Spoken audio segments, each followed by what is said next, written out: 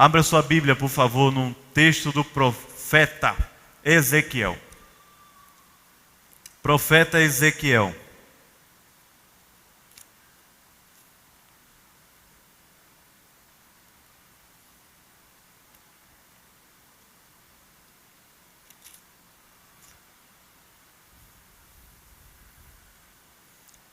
Profeta Ezequiel, capítulo 2.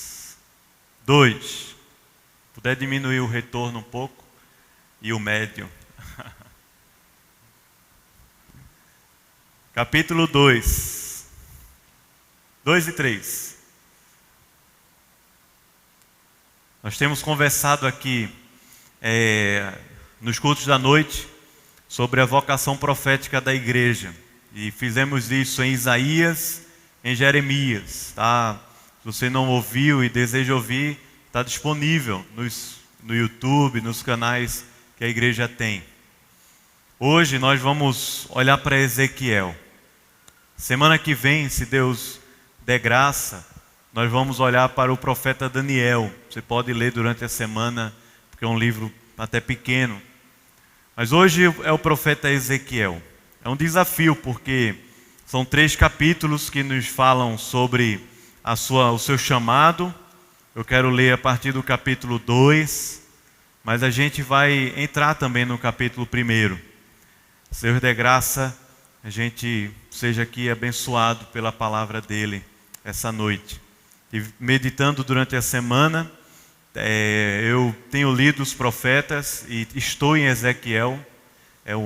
Por acaso, não foi planejado. Eu estava em Jeremias, passei um bom tempo lendo Jeremias, enquanto preguei aqui 2 sermões, eu acho, em Jeremias, no mês de julho. E hoje eu estou fazendo minha devocional no texto de Ezequiel. Não vou conseguir terminar Ezequiel para entrar em Daniel na minha devocional, mas pretendo estudar o livro de Daniel durante a semana, para o domingo que vem. Eu estou orando, pedindo a Deus sabedoria, ouvir a voz de Deus, ouvir os irmãos, de repente a gente continuar até Malaquias, não sei. Senão a gente vai concluir essa série no próximo domingo, no profeta Daniel, a vocação profética da igreja. Capítulo 2, o finalzinho do capítulo 1, o texto vai dizer para a gente que quando Ezequiel viu tudo aquilo, esta era a aparência da glória do Senhor, e vendo tudo isso, ele caiu com o rosto em terra e ouviu a voz de quem falava. E aí o capítulo 2, ele diz: esta voz me disse, filho do homem, põe-te em pé e falarei contigo. Então entrou em mim o Espírito quando falava comigo e me pôs em pé. E ouvi o que me falava. Ele me disse, filho do homem, eu te envio aos filhos de Israel, às nações rebeldes que se insurgiram contra mim. Eles e seus pais prevaricaram contra mim, até precisamente ao dia de hoje. Os filhos são de duro semblante e obstinados de coração. Eu te envio a eles e lhes dirás, assim diz o Senhor Deus. Eles, quer ouçam, quer deixem de ouvir, porque são casa rebelde. Hão de saber que esteve no meio deles um profeta. Tu, ó filho do homem, não os temas, nem temas as suas palavras, ainda que haja sarças e espinhos para contigo, e tu habites com escorpiões, não temas as suas palavras, nem te assuste com o rosto deles, porque eles são casa rebelde. Mas tu lhes dirás as minhas palavras, quer ouçam, quer deixem de ouvir, pois são casa rebelde. Tu, ó filho do homem, ouve o que te digo, não te insurjas como a casa rebelde, abre a tua boca e come o que eu te dou. Então eu vi, e eis que certa mão se estendia para mim, e nela se achava o rolo de um livro. Estendeu diante de mim e estava escrito por dentro e por fora. Nele estavam escritas lamentações, suspiros e ais. Ainda me disse, filho do homem, come o que achares, come este rolo, vai e fala à casa de Israel. Então abri a boca, e ele me deu a comer o rolo, e me disse: filho do homem, dá de comer ao teu ventre, e enche as tuas entranhas deste rolo que eu te dou. Eu o comi, e na minha boca era o que, irmãos? Doce como mel. Disse-me ainda: filho do homem, vai, entra na casa de Israel e dize-lhe as minhas palavras. Porque tu não és enviado a um povo de estranho falar, nem de língua difícil, mas à casa de Israel. Nem a muitos povos de estranho falar e de língua difícil, cujas palavras não possas entender. Se eu aos tais te enviasse, certamente te dariam ouvidos. Mas a casa de Israel não te dará ouvidos, porque não me quer dar ouvidos a mim. Pois toda a casa de Israel é de fronte obstinada e é dura de coração. Eis que eu fiz duro o teu rosto contra o rosto deles, e dura a tua fronte contra a sua fronte. Fiz a tua fronte como um diamante, mais dura do que a pederneira. Não os temas, pois nem te assustes com o teu rosto, porque são casa rebelde. Ainda me disse mais: filho do homem, mete no coração todas as minhas palavras que te hei de falar, e ouve-as com os teus ouvidos.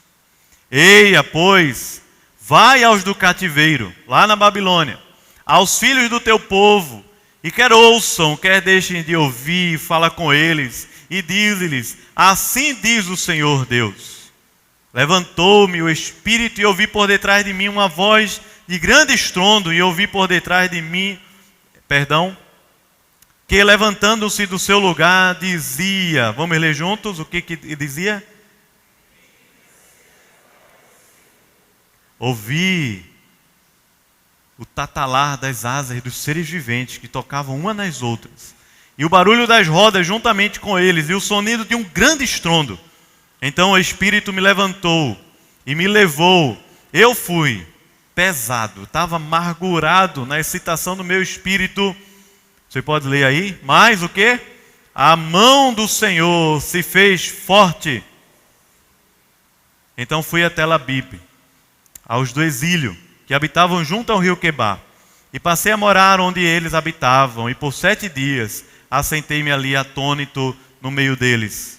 Vamos ler alternadamente até o final. Versículo 16 eu vou ler, e os irmãos o 17 assim até o final. Vindo os 7 dias, veio a minha palavra do Senhor, e ela dizia: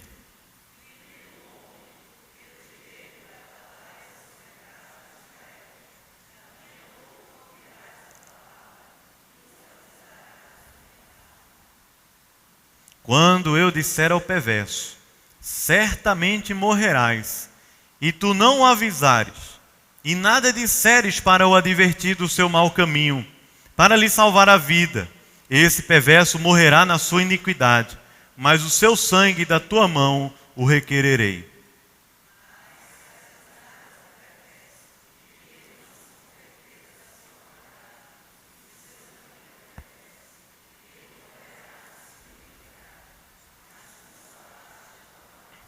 Também quando o justo se desviar da sua justiça e fizer maldade, eu puser diante dele um tropeço, ele morrerá.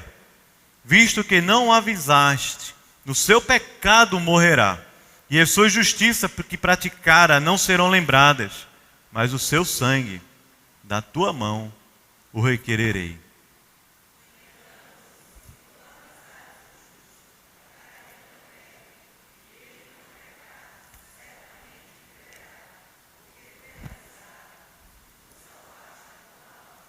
A mão do Senhor veio sobre mim, e ele me disse: levanta-te e sai para o vale, onde falarei contigo.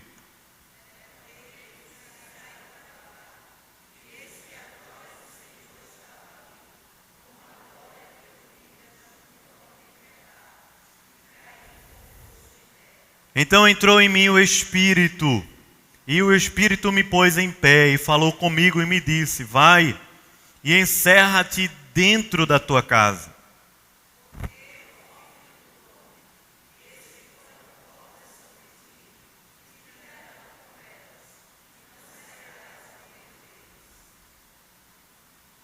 Farei que a tua língua se pegue ao teu paladar. Ficareis mudo e incapaz de os repreender, porque são casa rebelde.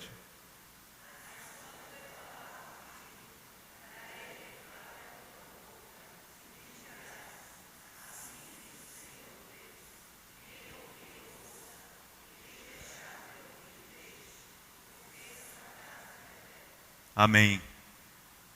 Amém, irmãos? Palavra pesada essa. Vamos orar mais uma vez? Oh Deus, nós lemos aqui foi a tua palavra e nos submetemos a ti. Deus Pai, Filho e Espírito Santo. Nos abençoa aqui hoje à noite. Em nome de Jesus. Amém. Deixa eu situar um pouco os irmãos para a gente poder olhar para esse texto aqui de Ezequiel. Nós vimos Jeremias.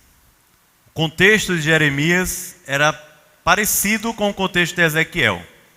Só havia uma diferença. A diferença é que enquanto Jeremias está terminando o seu ministério, Ezequiel está começando.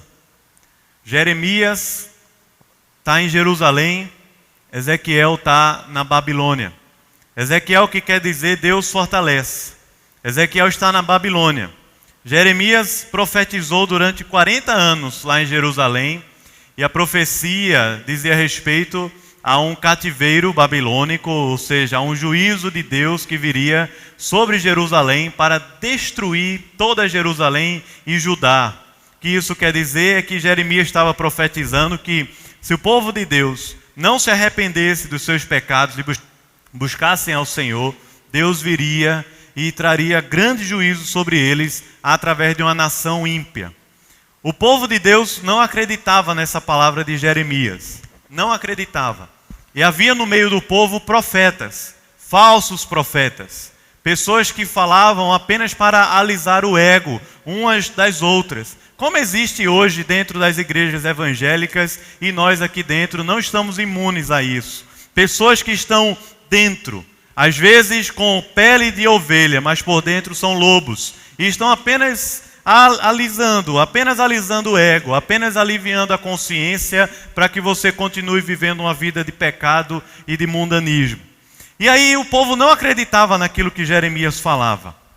Só que Nabucodonosor e a Babilônia foi atacando Jerusalém aos poucos. Primeiro, eles confiavam em Jerusalém e Judá, fizeram um pacto com o Egito, porque o Egito era uma nação que ninguém tinha conseguido destruir. Então fizeram um pacto com o Egito. Mas aí Nabucodonosor vai batalhar contra o Egito e a Babilônia vence numa batalha chamada Batalha de Carquemes, vence o Egito. Jerusalém fica toda abalada porque ela não tem mais com quem fazer aliança, tendo em vista que até o Egito sucumbiu ao poder do Império Babilônico no ano 605, se não me engano, antes de Cristo. Jeremias está lá profetizando, mas dentro dessas inseridas, dentro dessas tomadas de Nabucodonosor em Jerusalém, ele vai levando gente. Ele leva uma primeira leva. Ficou meio redundante, né? Leva um primeiro grupo para Babilônia. Esse grupo viaja aproximadamente 1.000 e poucos quilômetros a pé. A pé. O pessoal não foi a cavalo, nem de carro, nem de avião. Foi a pé, 1.000 quilômetros. É como se você pegasse, sei lá, Recife e Salvador, andando. Amanhã a gente vai fazer uma caminhada dessa, Recife e Salvador. Vamos? Quem vai? Quem topa? Alguém? Eric, topa? Tu só quer ser o do contra, né, cara? Até, cara. Eu não topo não, cara. Vai lá, Deus te abençoe. Vou orar por tu. Fosse bike, a Reinaldo ia. Irmãos, 1.000 quilômetros a pé esse pessoal andou, como prisioneiro, até a Babilônia. Daniel foi lá com a turma dele.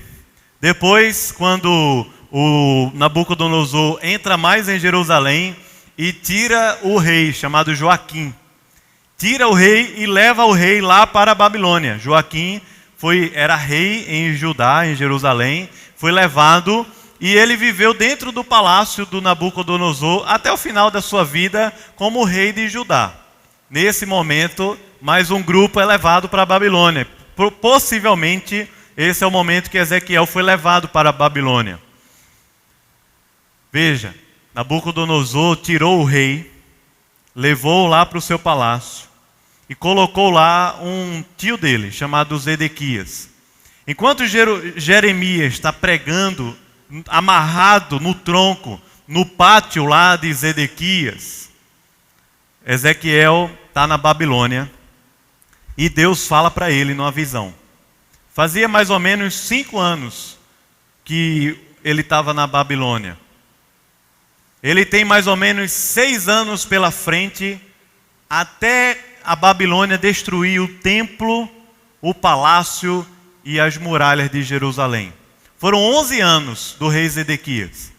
Ezequiel está ouvindo a voz de Deus no ano 5 de Joaquim. Que isso quer dizer que daqui a 6 anos, Nabucodonosor vai entrar e vai destruir toda Jerusalém e vai levar mais um bando de gente para a Babilônia e também ele vai deixar Jerusalém na pobreza. Jeremias está lá vendo isso. Ezequiel está dentro da Babilônia já. E depois de 5 anos que Ezequiel está aí, Deus aparece para ele. Ele tem mais 6 anos pela frente para profetizar antes que Nabucodonosor entre e destrua tudo. Jeremias está lá profetizando em Jerusalém. Ezequiel está profetizando aos exilados lá na Babilônia. 6 anos. O livro do profeta Ezequiel, ao contrário de Jeremias, ele é bem organizado cronologicamente. Você vai lendo ele e você vai entendendo os momentos cronológicos do livro. Até o capítulo 33, mais ou menos, Ezequiel vai profetizar antes que Nabucodonosor destrua Jerusalém.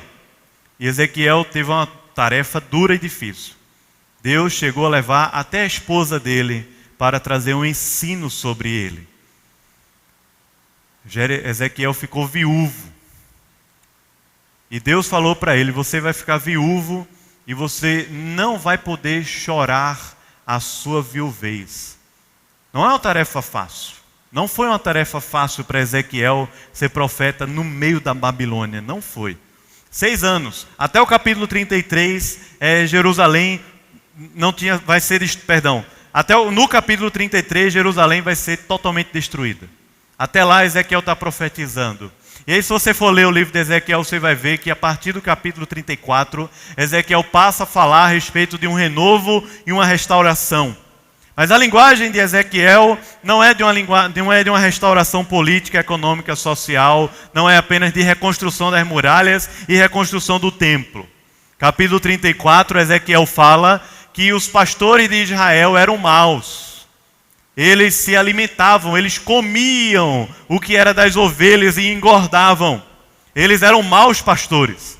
E no capítulo 34, Ezequiel diz assim: vou levantar um pastor, o verdadeiro pastor, o pastor de Israel, o verdadeiro descendente de Davi, o bom pastor. E você sabe que Ezequiel, quando vai descrever lá no capítulo 34, toda aquela narrativa do pastor que será levantado, ele não está falando de um mero rei, nem de um mero profeta, nem de um mero sacerdote, mas ele está falando daquele que é grande e poderoso, que é rei, profeta e sacerdote, é o Senhor Jesus, é o verdadeiro pastor de Israel e da nossa vida hoje. Capítulo 37, Ezequiel é levado a um vale de ossos secos. O povo está morto. Não está somente apático e frio na fé, está completamente morto lá. E a palavra que Deus dá a Ezequiel é: vai e profetiza. Profetiza. Fala à casa de Israel. São um povo rebelde, mas fala às da casa de Israel. E Ezequiel começa a falar, começa a pregar. Enquanto Ezequiel está pregando, aqueles ossos começam a se mexer. A carne vai tomando conta, o tendão vai tomando conta. Eles se levantam e é soprado neles um novo sopro de vida. Aquela profecia do capítulo 37 de respeito ao Espírito Santo. Ezequiel vai falar com a gente que esse Espírito virá para transformar o nosso coração de pedra em coração de carne. Ezequiel, a partir de quando a Jerusalém é totalmente destruída, começa a falar com o povo a respeito da nova aliança. E aí ele começa a falar ao povo a respeito de algo que para ele era futuro, mas para mim e para você é presente. Não é passado apenas, é presente. Para ele é futuro, porque ele está aqui mais ou menos 580 anos antes de Cristo. Mas para mim e para você ele está falando sobre o presente. Porque Jesus é o nosso pastor e o Espírito de Deus habita em nós, habita em você, se você creu no Senhor Jesus como Senhor e Salvador da sua vida. Então ele está falando sobre uma realidade a qual o Espírito transforma o nosso coração de pedra em coração de carne. Mas por que ainda assim eu e você muitas vezes somos essa casa rebelde? Essa casa rebelde que Ezequiel foi levado a profetizar. Não é o meu objetivo aqui fazer uma exposição do livro todo de Ezequiel, mas olhar para a sua vocação, para o seu chamado. E olhando para o seu chamado, pensar que a minha vocação e a sua tem a ver também com a vocação de Ezequiel lá atrás. Olhar para a vocação de Ezequiel e entender que essa vocação é nossa, irmãos, comunitariamente. Não é minha pessoalmente, individualmente, mas é nossa, porque essa voz profética que falou dentro da Babilônia é a voz que fala hoje nessa grande Babilônia que nós vivemos no mundo moderno. E essa voz não é uma voz, mas são várias vozes que se dispõem a viver na Babilônia, a andar na Babilônia, a trabalhar na Babilônia, a construir coisas na Babilônia, mas a falar na Babilônia não como um cidadão da Babilônia. A viver na Babilônia não como um cidadão da Babilônia, mas a viver na Babilônia como um cidadão do reino dos céus, como homens e mulheres que são tomados pelo Espírito e pela palavra de Deus. Então essa vocação de Ezequiel tem a ver com a minha vida e a sua vida, à medida que a gente lê e entende como o Espírito e a palavra tomaram conta do corpo dele, dos sentidos dele, da alma dele, para que ele pudesse viver na Babilônia, não como um cidadão qualquer. Porque a palavra que é dada a ele é o seguinte: o povo vai saber que existe profeta ali dentro da Babilônia. A casa rebelde. Você pode não ter nenhum resultado, você pode não ter sucesso na sua missão, mas eles vão saber que havia ali na Babilônia profeta de Deus. Eu não estou falando aqui que existem profetas hoje como Ezequiel era no passado, nem muito menos profetisas. Mas nós que somos a igreja, por causa de Cristo, nós, o corpo de Cristo na terra, somos a voz profética de Deus, que não somente denuncia o pecado, que não somente aponta o erro, mas a voz de Deus que aponta o pecado, que denuncia o pecado, mas que também anuncia a grande salvação que existe pela fé em Cristo Jesus.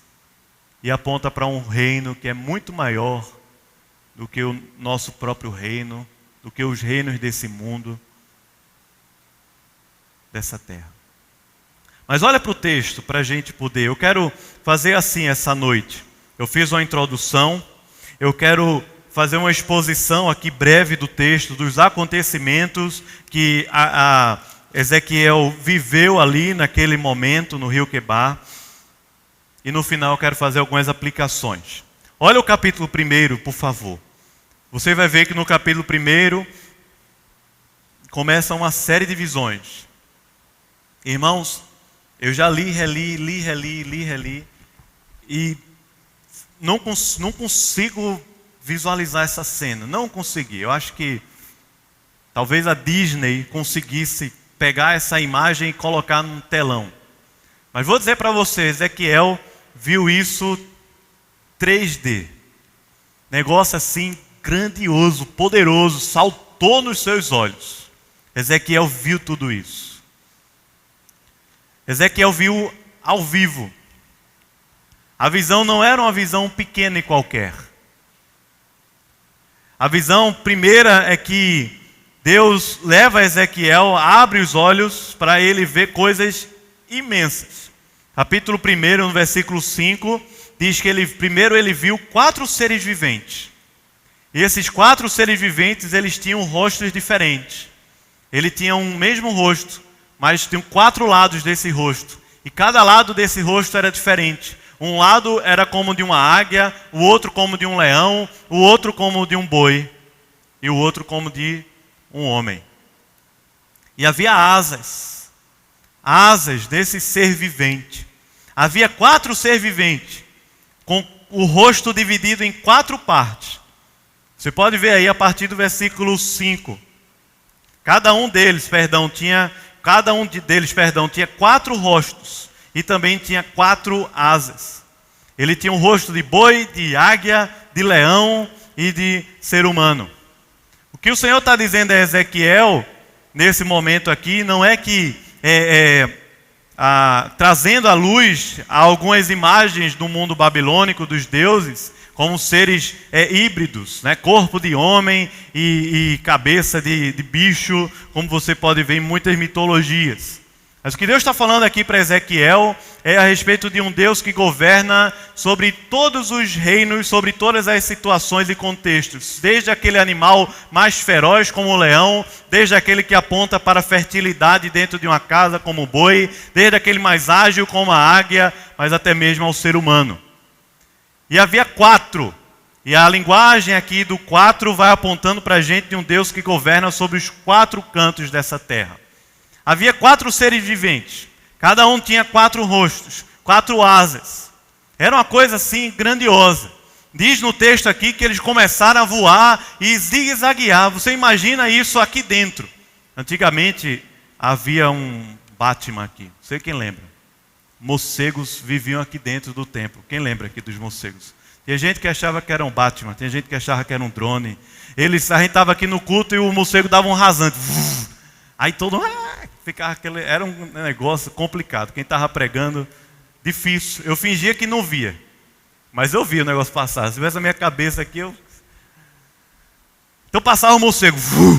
Agora você imagina essa cena aqui dentro. 4 seres viventes, cada um com 4 cabeças, com 4 asas. E eles voando aqui dentro, sem se bater.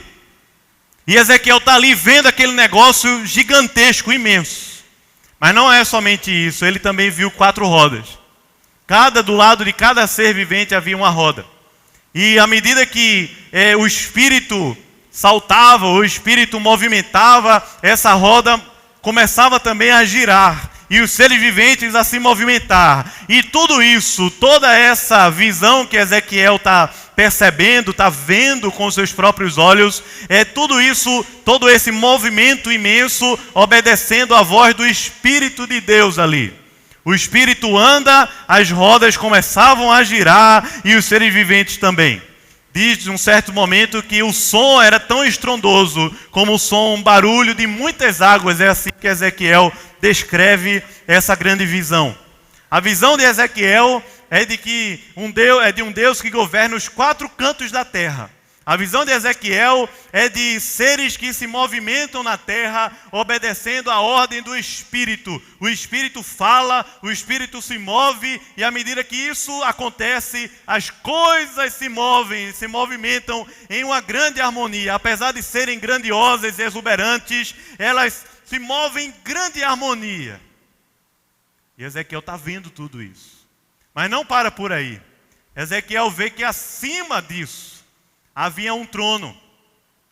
Havia um trono e lá sentado naquele trono, um semelhante a filho do homem. Você sabe de quem ele está falando, não sabe?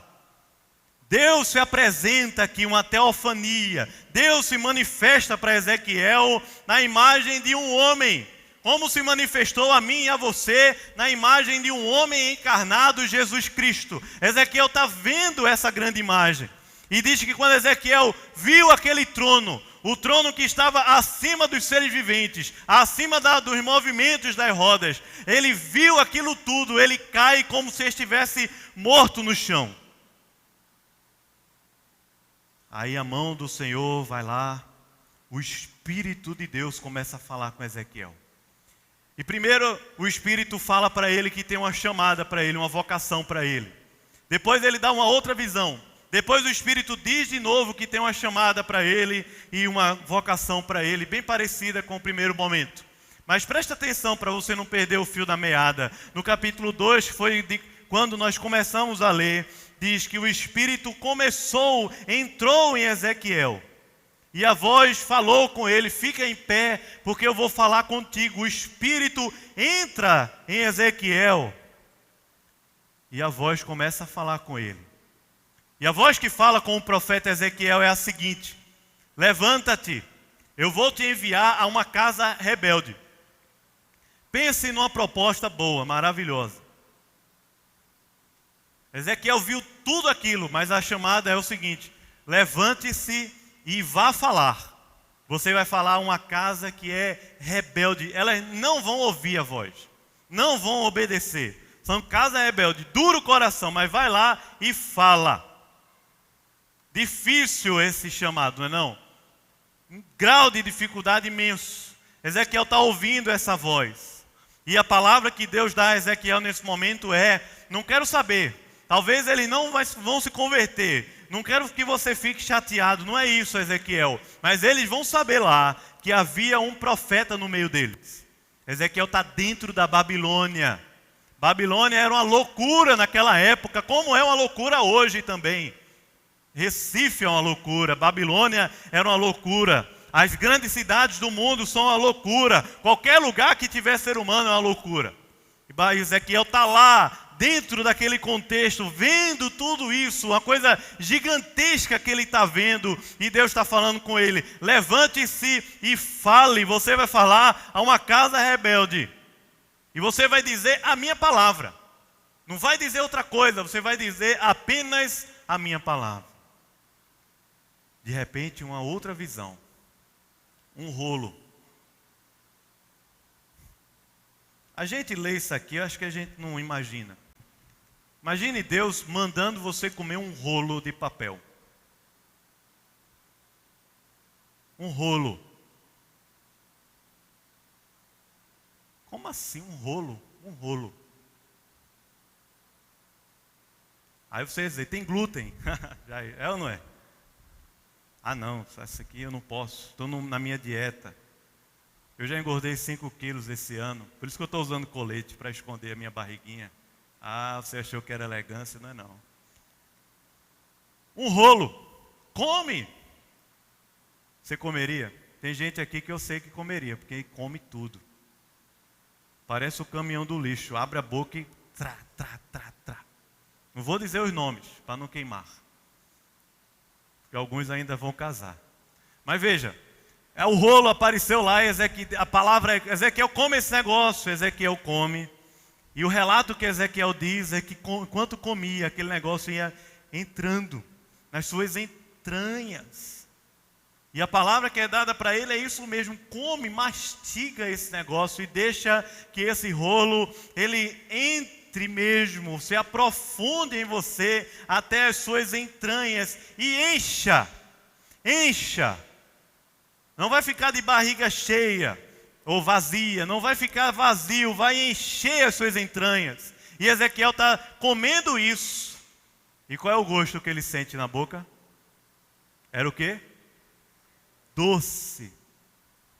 Doce como mel. Doce, ele está comendo, mastigando, aquele negócio está vindo nas suas entranhas. De repente a voz fala com ele de novo, e a voz vai dizer para ele: Ezequiel, você está comendo esse rolo, você está tomado pelo Espírito agora, mas não é para você viver uma vida para você mesmo. Você está tomado por tudo isso, você está vendo tudo isso, porque eu quero que você vá e fale a uma casa que é casa rebelde. Vai lá e fala. Ezequiel, não tem dificuldade. Você vai falar com o povo que entende a sua língua. Ezequiel estava sendo chamado por Deus para pregar ao povo de Israel que vivia na Babilônia. Eles vão entender a sua língua. Eles vão entender o que você vai falar. O problema é que o coração deles está duro. O problema é que eles vão ouvir com os ouvidos, mas não vão entender com o coração. E não somente isso, eles vão contra você com muita força. Você vai ser perseguido, Ezequiel. Mas preste atenção que eu vou te falar uma coisa. Eu vou fazer a sua cabeça dura como um diamante. Dura. Eles vão bater, mas não vão conseguir destruir você. Vou fazer a sua cabeça dura, a sua testa vai ser dura contra a testa deles.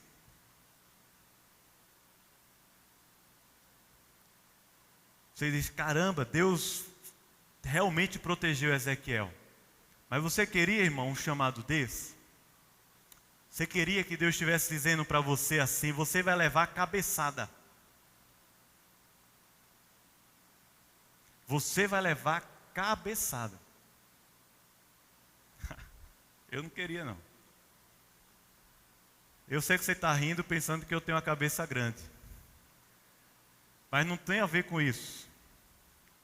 Tem a ver aqui com a dureza do ministério que Ezequiel está enfrentando lá. Tem a ver aqui com a natureza das dificuldades que Ezequiel vai enfrentar durante a sua vida, durante o seu ministério. Não vai ser fácil. Não vai ser. Ezequiel ouve essa voz de Deus falando para ele, vou te enviar, mas eu fiz forte, firme a tua cabeça. Eles vão bater contra você, mas eles não vão conseguir destruir você. Agora, quer eles ouçam, quer eles deixem de ouvir, continue, persevere falando a palavra do Senhor. Quando termina, diz que o Espírito levanta Ezequiel. Ele ouviu por detrás uma voz de grande estrondo, e a voz dizia assim, bendita seja a glória do Senhor. O que Ezequiel está desfrutando aqui, irmãos, é de uma adoração tão plena e poderosa da presença e da glória de Deus. Ele está ouvindo aquelas vozes dizendo assim, bendita seja a glória do Senhor. Como Isaías ouviu aquelas vozes dizendo, santo, santo, santo é o Senhor dos exércitos, toda a terra está cheia da sua glória. Ele está ouvindo, bendita seja a glória do Senhor. E aqueles seres viventes começam a tatalar as suas asas e fazerem um grande estrondo, um grande barulho ali. E diz o texto que ele começou a ficar pesado, amargurado. A palavra glória no hebraico aqui tem um significado de peso. Havia uma consciência muito grande na mente e no coração de Ezequiel do que estava acontecendo ali. Havia uma solenidade muito grande naquele momento.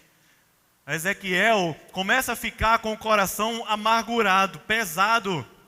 E você vai lendo aqui o texto e vai entendendo que Ezequiel começa a sentir que a coisa vai ser difícil mesmo. Vai ser difícil.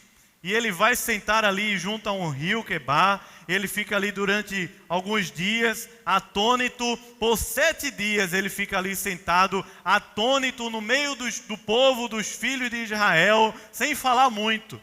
Alguém que foi tocado por Deus, está atônito, mas está também com o coração pesado, porque a visão que ele viu não foi pequena. E na vida que ele vai ter agora, ministerial, não vai ser fácil. De repente, quando acabou os 7 dias, Deus falou de novo com Ezequiel. E primeiro Deus fala uma coisa interessante. Assim, um jogo de situações interessante. Ele diz assim, você vai falar, vou te colocar como atalaia de Israel.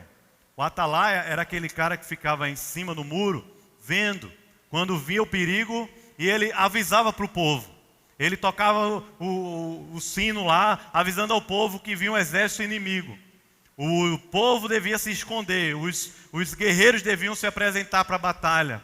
Ele diz, vou te colocar como esse atalaia, esse grande arauto, esse que vai estar lá em cima do muro, anunciando para o povo.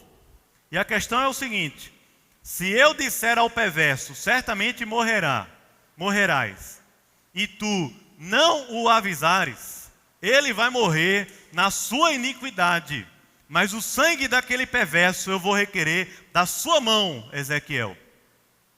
Se eu avisar ao perverso, certamente morrerás, e tu o avisares, ele vai morrer.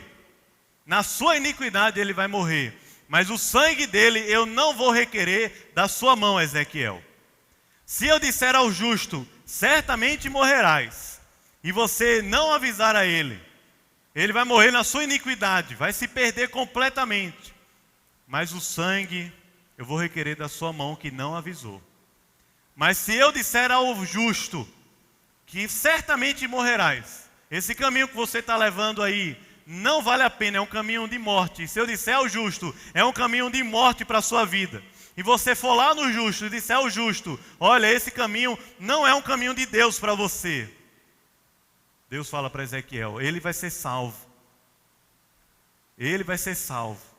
E tu também salvaste a tua alma. Cumprisse cabalmente o teu ministério. Essa é a primeira visão.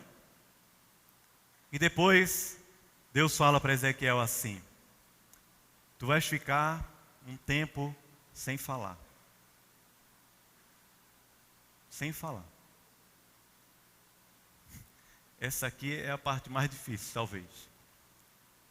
7 dias que ele fica lá no rio, agora 7 anos sem falar. 7 anos. Você só vai falar quando finalmente, quando vier o aviso de que Jerusalém foi destruída. Aí você vai poder falar. Eu vou destravar a sua língua. Eu não sei, eu estudei, procurei, pesquisei, li bastante sobre isso. Não sei exatamente o que aconteceu aqui a Ezequiel. Há um mistério nessa palavra que muitos divergem. Mas o fato é que Deus fala para Ezequiel assim: você vai ficar mudo, mas quando eu falar através de você, você vai falar. A sua boca vai abrir, você vai falar, você vai ficar mudo. Mas quando eu vier e disser alguma coisa ao povo de Israel, aí você abre a boca e fala. Mas quando não, você vai ficar calado. Não tinha WhatsApp para Ezequiel estar calado e ficar com o dedinho lá, ó, tendinite no celular, por causa do celular, escrevendo. Estou calado, mas não tinha esse negócio. 7 anos Ezequiel fica calado. Nesses 7 anos a sua esposa morre. E Ezequiel tem que enfrentar essa dor da viuvez calado, em silêncio, até que finalmente chegasse a ele a notícia de que Jerusalém havia sido destruída, e isso vai durar mais ou menos, ou exatamente os 7 anos, considerando os contextos aqui diferentes. Que chamado difícil, irmãos. Que chamado difícil. Mas sabe o que acontece? O chamado de Ezequiel lá na Babilônia foi um chamado para discipular a casa de Israel, para anunciar e ensinar a palavra. E esse chamado de Deus, que Deus deu a Ezequiel lá atrás, é o chamado que Deus tem dado a mim e a você hoje aqui, nesse mundo que nós vivemos, nessa grande Babilônia. Mas como eu falei desde o início, lá no profeta Isaías, eu quero falar hoje aqui, e já trazendo com esse texto algumas aplicações para a vida da gente. Não me propus a estudar a vocação dos profetas, ou a vocação profética da igreja, para simplesmente chegar aqui na frente e dizer a você assim: você tem que falar de Jesus, ou você tem que servir a Deus, ou você tem que vir trabalhar na igreja, ou você tem que participar de pequeno grupo. Tudo isso eu tenho certeza que pelo menos 90% de quem está aqui já sabe. Já sabe. Se você é um não cristão e está aqui, talvez você não saiba. Não sabe ainda direito. Mas até você talvez saiba. Eu não estou aqui para dizer assim: você tem que falar de Jesus, você tem que fazer isso, tem que servir, tem que. Sabe por quê? Porque quando a vocação ela nasce apenas de tarefa, de demandas e de necessidade, ela rapidamente seca e se esvai na vida da gente. Se torna obrigação. Tornamo-nos crentes mortos, mas que estão com toda a casca de que estão vivos. Trabalhando, servindo, envolvidos, mas como o pastor Sávio pregou lá no retiro, não comprometidos verdadeiramente com o Senhor da obra, com a presença de Deus. Isaías comprometeu porque ele viu. Ele viu. E ele esteve diante daquela visão da santidade e da glória de Deus. Jeremias se envolveu na missão porque ele viu e ouviu de Deus dizendo para ele: eu te chamei na eternidade. Não para você viver para você mesmo. Não para você viver qualquer tipo de vida aqui na terra, mas foi na eternidade que eu chamei, conheci, te amei, para que você vivesse uma nova vida aqui na terra.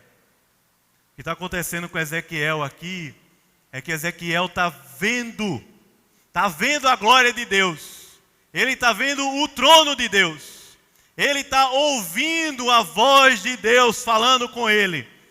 Ele está no seu corpo, na sua mente e coração, totalmente tomado pelo Espírito de Deus, de uma maneira tão forte que a língua dele vai ficar parada e ele só vai falar quando o Espírito falar através dele.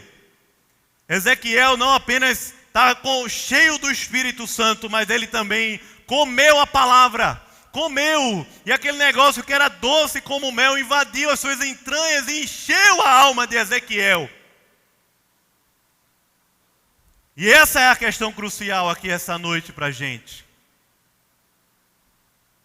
A visão que Ezequiel está vendo e ouvindo, que passa pelos seus sensoriais, que está dizendo, a voz que está dizendo, bendita seja a glória do Senhor. A voz que está dizendo, bendita seja a glória do Senhor. E Ezequiel está vendo, ele está vendo o trono, ele está vendo a glória de Deus. Ele está vendo toda aquela movimentação que não é fruto apenas de capacidades humanas, mas que toda aquela dinâmica que ele está vendo das rodas e dos seres viventes é fruto do Espírito ali. Ele está vendo toda aquela harmonia da obra que Deus está realizando através daquela visão. Ele está vendo com os seus olhos. Vendo. Ele está vendo a glória de Deus. Ele foi tomado pelo Espírito de Deus. Ele está comendo a palavra de Deus e está enchendo as suas entranhas. E a partir dessa visão, de alguém que viu a glória de Deus, Deus está falando para ele, vai e profetiza. Você viu a glória de Deus, agora vai e fala. Você viu a palavra e comeu a palavra, agora vai e fala. Você está cheio do Espírito Santo, agora vai e fala. E a grande questão na vida da gente é que nós vivemos na Babilônia, estamos olhando para a Babilônia, estamos confiando na Babilônia. E estamos vivendo o modo de vida da Babilônia, a cultura da Babilônia. Vivemos na Babilônia, mas com os sistemas e valores da Babilônia. Nós festejamos como a Babilônia, nós trabalhamos como a Babilônia. Estamos vivendo na Babilônia, com a cultura da Babilônia, com a esperança da Babilônia, com as expectativas da Babilônia. E eu e você fomos chamados para viver na Babilônia, com o poder do Espírito Santo e com o poder da palavra de Deus, porque vimos a glória de Deus e vemos o trono de Deus na vida da gente. E essa é a grande questão, o quanto eu e você vemos o trono de Deus, vemos a glória de Deus e somos tomados pelo Espírito e pela palavra para viver hoje. Porque se não for assim, a gente pode trabalhar, pode fazer festa, pode fazer muganga, pode fazer um bocado de coisa. Pode fazer até rodas para que, de repente, tentar ensinar tudo isso que Ezequiel está vendo. Mas nada vai se comparar com o mover do Espírito de Deus, hoje aqui nessa Babilônia que nós vivemos, através da minha vida e da sua vida. Nada pode se comparar com o mover de Deus e da palavra de Deus na minha vida e na sua vida, hoje aqui dentro da Babilônia que nós vivemos, esse Brasil. Essa é a grande questão. Você está vendo a glória, irmão? Você consegue ver o trono? Eu estou pregando aqui, eu não estou pregando para você, irmão, estou pregando porque tem um trono de Deus estabelecido aqui, para que Ele seja louvado, glorificado, adorado, porque Ele reina para todo sempre, e é um trono que está aqui nesse lugar. Quando você está lá trabalhando, está estudando, está sozinho em casa, o trono de Deus está lá com você, porque é a presença de Deus. Esse Espírito que entrou em Ezequiel é o mesmo que entrou em mim e em você quando nos convertemos lá atrás. E por isso Paulo fala, encham-se do Espírito, não deixe o Espírito ir embora, não dê lugar ao diabo. Não se esvazia do Espírito, não esfria na fé. O Espírito está dentro de você. Ele selou a salvação no seu coração. É por isso que a palavra fala: encha-se disso, está disponível para você, como estava para Ezequiel lá atrás. E aquela visão toda que Ezequiel viu da glória de Deus, eu e você já temos o Cristo encarnado e ressurreto, e já nos é suficiente para nos comunicar toda a glória de Deus hoje aqui. Mas eu pergunto a você, você vê isso, irmão? Consegue ver ainda a glória de Deus, o trono de Deus? Consegue ainda ouvir a voz de Deus, abrir a palavra de Deus e comê-la como se ela fosse doce como mel na nossa boca, e ela vai invadindo as nossas entranhas? Porque se não conseguimos mais ver isso, não existe missão, não existe tarefa, não existe ministério, não existe vocação. Se não conseguimos ver, se não temos o peso da glória de Deus nas nossas costas, invadindo a nossa alma, não existe vocação. E não venha me dizer palavras prontas do tipo: vou viver para a glória de Deus, ou fazer postagem no Instagram, ou cantar "Eu vejo a glória do Senhor hoje aqui", por favor. E essa música, nem se você tiver avivado de verdade. Eu vejo a glória, sabe, né? Estou fora. Não, irmãos, mas ver, sentir e comer a palavra, comer. Mas se você está vazio, o que é que se espera de você e de mim? O que é que se espera de cristãos dentro da Babilônia que estão vazios como saco furado? O que é que se espera da gente? Se espera de mim e de você que vivamos a vida como se fôssemos da Babilônia mesmo. Que vivamos a vida perdidos. Espera de mim e de você é isso. Que espera de mim e de você é que estejamos aqui no culto mórbidos, mortos, que estamos aqui apenas para cumprir tabela. Que espera de mim e de você é que não há ânimo, não há gosto na boca, desejo, só há reclamação de todas as coisas que acontecem ao nosso redor. Mas se a palavra e o Espírito tomam o nosso ser, o que Deus espera de mim e de você é a missão e a vocação. É gente forte, aguerrido, jovens fortes, velhos tendo visões, sonhos, maravilhas para poder viver aqui dentro da Babilônia, mas com a cabeça no reino dos céus. Essa é a primeira aplicação desse texto. Mas não é a última. Ezequiel tinha muitas limitações, como eu e você também temos.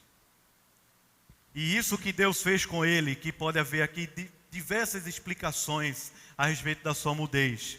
Diversas.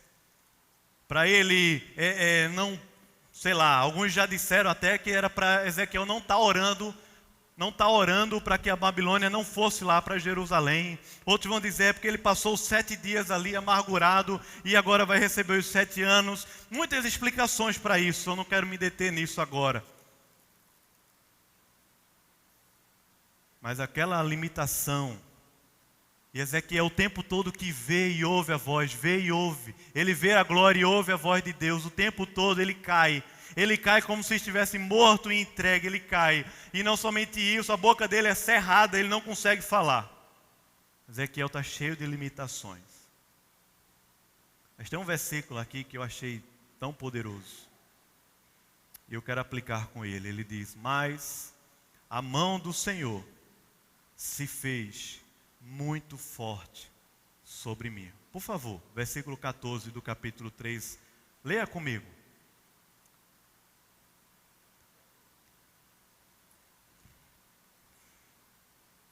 Versículo 14, a última parte, ele diz o quê? Mas, não. Por favor, leia com gosto. Como é que diz aí? Mas,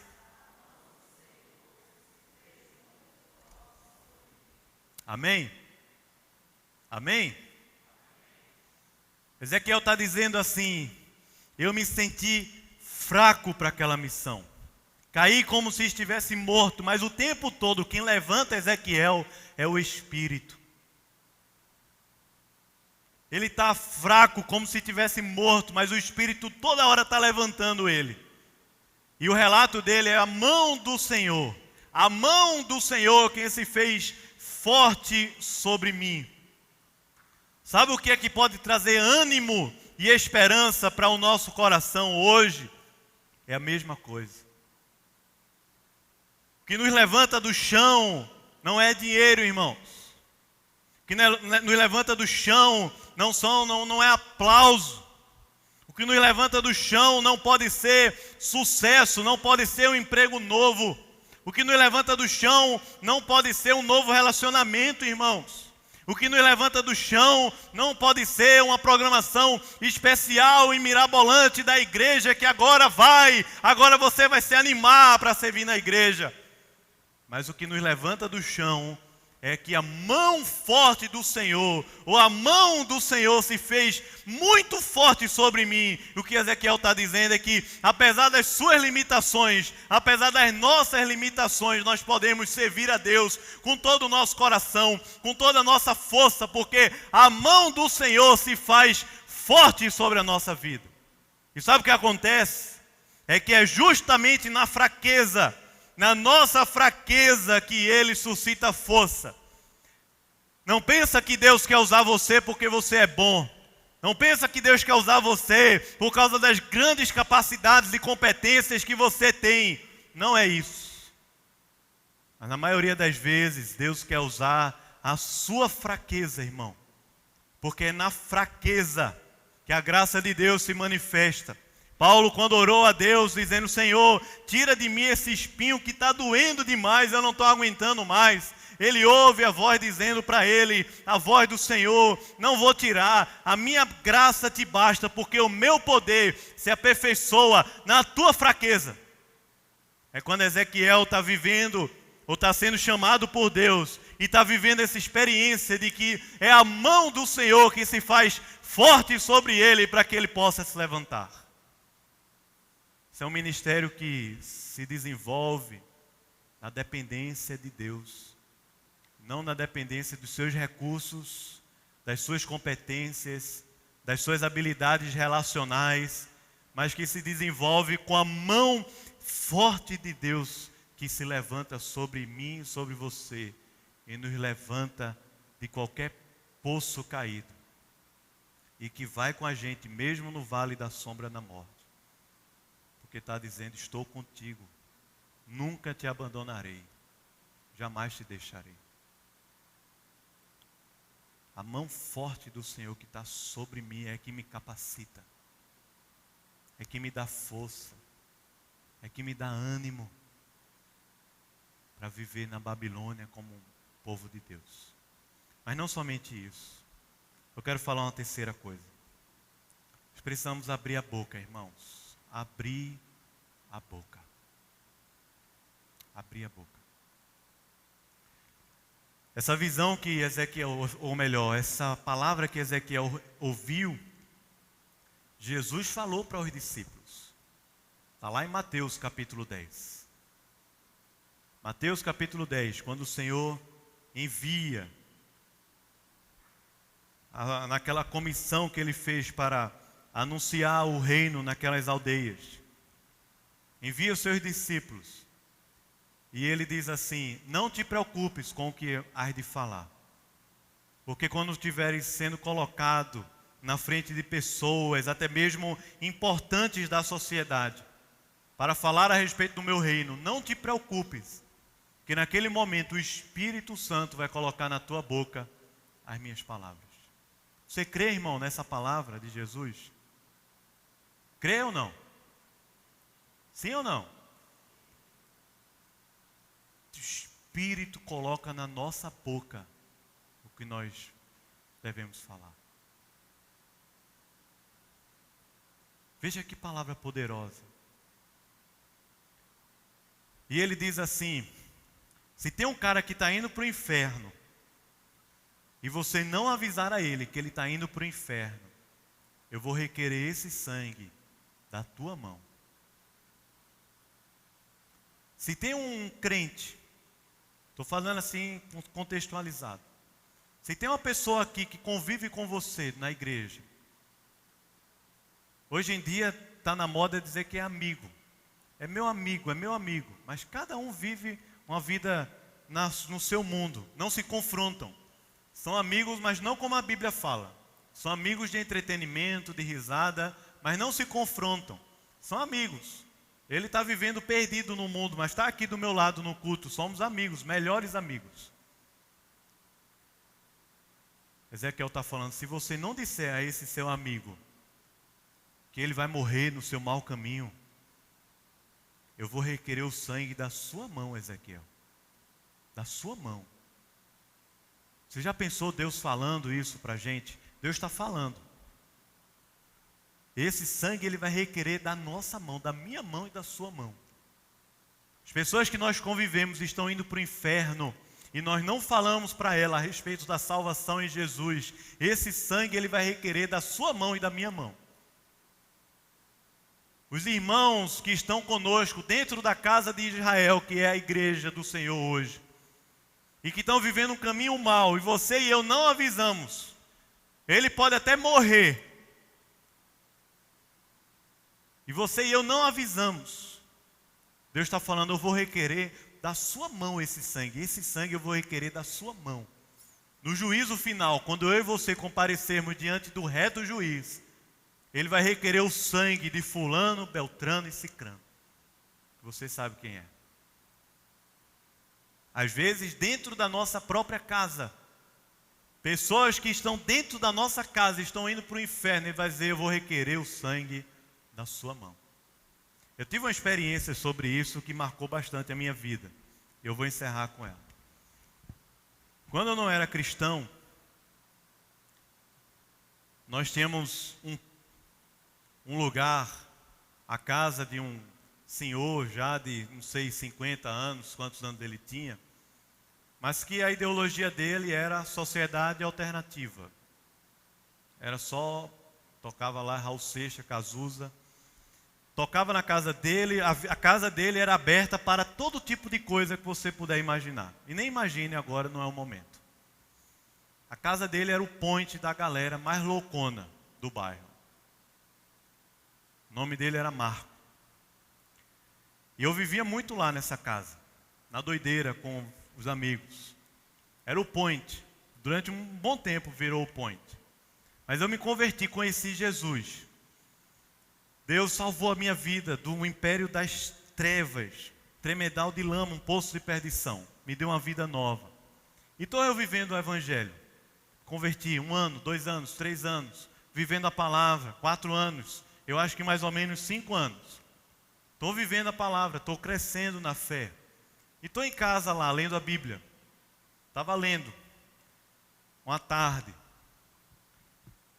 orando e lendo a Bíblia, fazendo a devocional, assim, daquelas que a gente passou o dia todinho. Eu acho que eu estava o dia todinho assim. Eu tinha passado na universidade, estava ainda de greve. Eu estava lá lendo a Bíblia, orando. Veio na minha cabeça o nome de quem? Marco. Veio na minha cabeça Marco. Eu disse, eu vou na casa de Marco.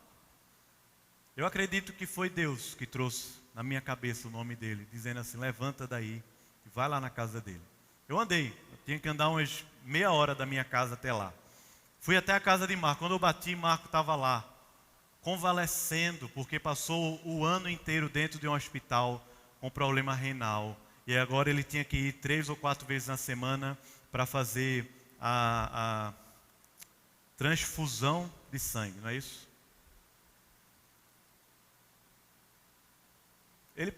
Eu falei 3 ou 4, mas eu acho que eram 4 ou 5 dias. Mas no dia que eu cheguei, na hora que eu cheguei, ele estava em casa. Ele falou, não sei como você me encontrou aqui. Porque eu passei o ano no hospital e agora eu passo 4 ou 5 dias no hospital. Eu sentei com o Marco, comecei a falar de Jesus para Marco. Marco já era um senhor, 50, 60 anos. Vida louca, sociedade alternativa. Eu falei de Jesus para Marco. Eu me lembro muito bem, a gente falou. No final eu orei com ele. Passou o tempo. Passou não sei quantos meses. Estou lendo na minha casa, lendo a Bíblia. Deus falou de novo, Marco. Vou eu na casa de Marco. Alguns meses se passaram. Quando eu bati naquela porta, eu disse, por favor, Marco está. A mulher olhou para minha cara com aquela de assustada. Minha cabeça gelou porque eu disse, eu entendi, né? Quando ela olhou para mim assim, eu disse, que gafe eu estou cometendo aqui agora. Ela disse, Marco morreu. Faz alguns meses, Marco morreu. Que essa história marcou a minha vida. Porque eu me lembrei exatamente desse texto de Ezequiel. Eu andei aquelas meia hora de volta para casa louvando ao Senhor. Me lembro, eu parei até numa praça. A praça do hipódromo. Parei, sentei no banco, fiquei assim orando, louvando a Deus. Dizendo, Deus, o Senhor me deu a oportunidade de falar de Jesus, aquele homem, pouco tempo antes dele morrer. E eu nem sabia. E o sangue dele, o Senhor não vai requerer da minha cabeça.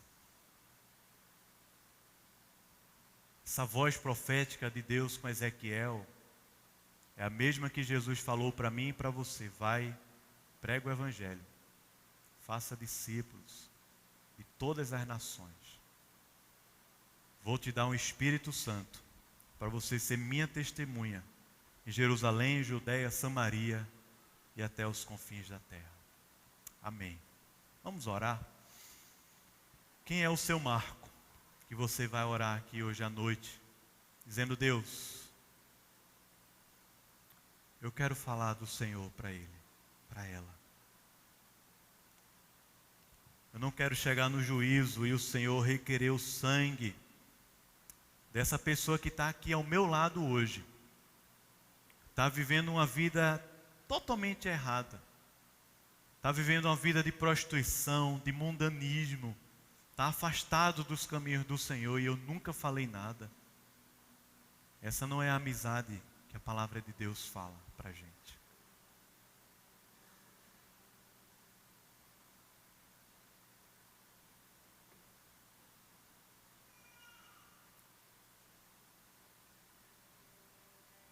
Queria que você orasse, se consagrasse ao Senhor nesse momento. Trouxesse a sua mente, coração, a visão do grande trono de Deus. Que a glória do Senhor invada o nosso ser. Que amanhã eu e você comamos a palavra e ela seja doce como mel. E ela possa invadir as nossas entranhas. Quebrar os nossos ídolos e formar uma nova estrutura de mente e coração. Que eu e você sejamos homens e mulheres cheios do Espírito e sirvamos a Deus em fraqueza, mas com o coração quebrantado e entregue ao Senhor. Que eu e você abramos a nossa boca e a gente possa falar de Jesus e discipular a casa rebelde que vive na Babilônia hoje. Senhor, queremos aqui essa noite que o Senhor está aqui presente. É a tua glória, é a tua presença, é o teu trono, Senhor, é o teu Espírito e é a tua palavra. Ó Deus, queremos nos entregar ao Senhor. Toma a nossa vida, Pai. Aqueles que hoje aqui se sentem fracos, pequenos, secos e vazios, Pai, vem com teu Espírito, traz um avivamento, aviva-nos, enche-nos, para a glória do teu nome, Pai. Nós temos aqui, ó Deus, tantas pessoas representadas que nós convivemos durante a semana. Talvez 40 pessoas, 50, às vezes até mais, que nós convivemos durante a semana. Que nós podemos abençoar, discipular, evangelizar. Oh Deus, tem misericórdia de nós. Coloca a tua palavra na nossa boca. Fortaleça-nos um íntimo com o teu Espírito. Aviva-nos para a glória do teu nome, Pai. Nos abençoa, cada um de nós aqui. Em nome de Jesus. Amém e amém.